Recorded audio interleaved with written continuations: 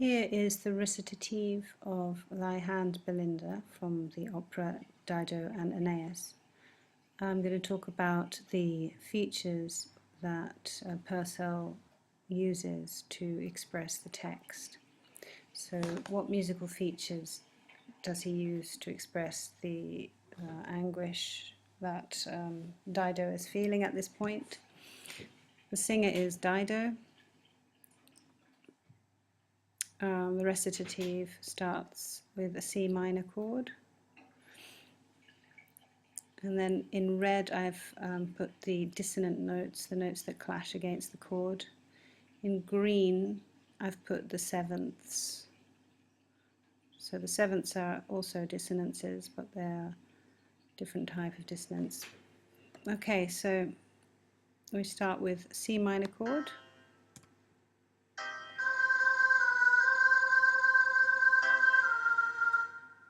Okay, so I'm going to do just play the piano and sing the vocal part.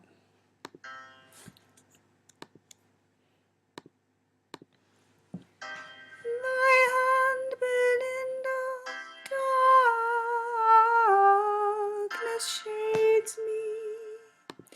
Okay, in that little tiny bit of music, there are loads and loads of features that express the desolation of the singer and her, misery. So the first is his use of a juxtaposition of minor and major chord of the same type, the same chord as the C chord, but C minor juxtaposed with C major here. The second is the use of dissonance. Thy hand, Belinda, that B natural clashing against the C chord. And then the use of the seventh, da, and then this sort of weaving about. A natural is another dissonance, and then A flat is an even stronger dissonance against the C major chord. That's the flattened sixth. Darkness shades me. So the use of dissonance, and then this use of a long melisma on darkness. The way that the pitches weave about to express the darkness she's feeling.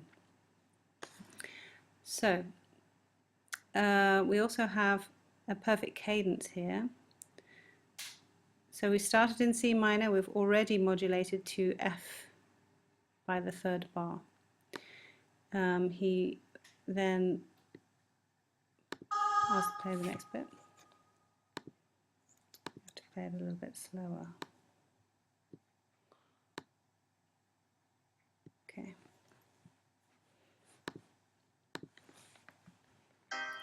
Thy hand, Belinda, darkness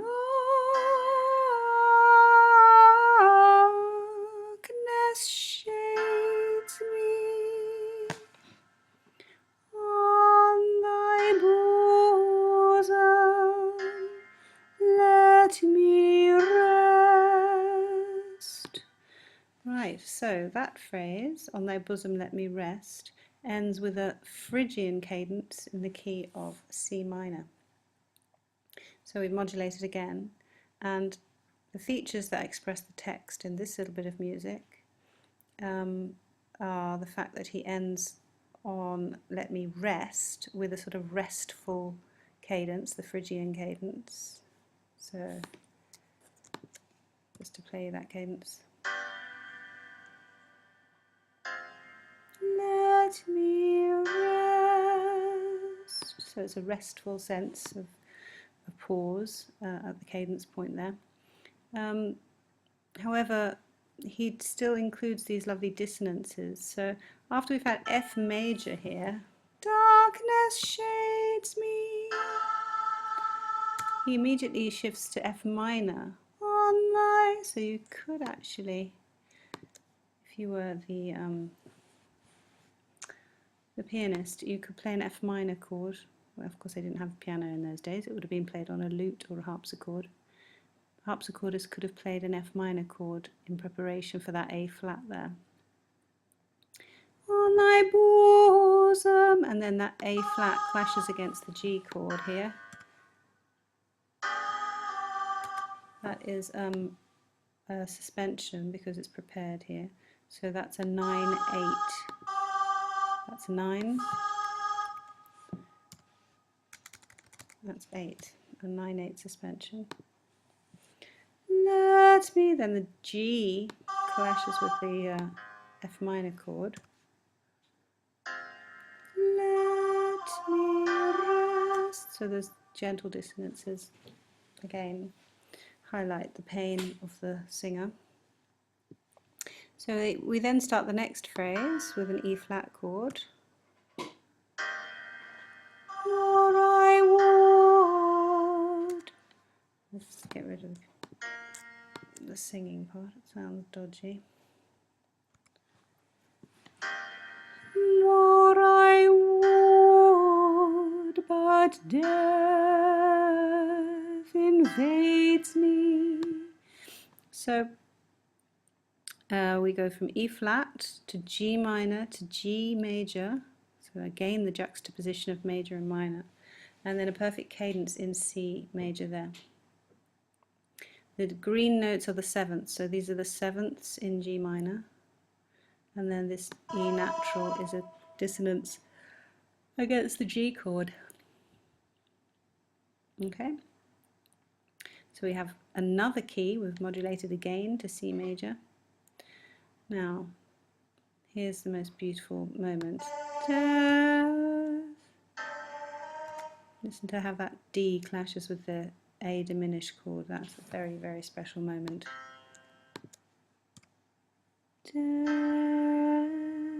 is now a welcome guest. Okay, so really all of these chords ought to be spread chords. They wouldn't have been played like block chords. They would have been strummed on a lute or spread on a harpsichord. Now this dissonance here, D against the A diminished chord, beautiful. And then now the E flat, because it's prepared, is a suspension. Is now, oh well, another suspension because it's prepared. Welcome guest, and we finally come to rest with a Phrygian cadence in G minor. So we've had 4 keys in that short bit of music: F major, C minor, C major, G minor. Now we start the aria after this chord here, and the aria remains in G minor throughout. So the recitative shifts and changes key constantly. The aria is all in G minor, and it is a series of 11 repetitions of the ground bass, each ending with a perfect cadence in G minor. The other thing I wanted to talk about the recit is the use of the overall descending melody.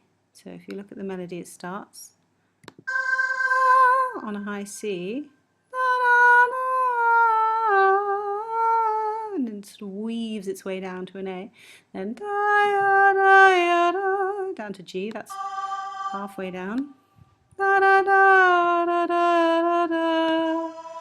sort of third, isn't it? So it ends on a low D, having moved gradually down constantly. So that use of descending movement in the melody, and very chromatic as well, plenty of chromatic notes and plenty of dissonance. All of these features express the text.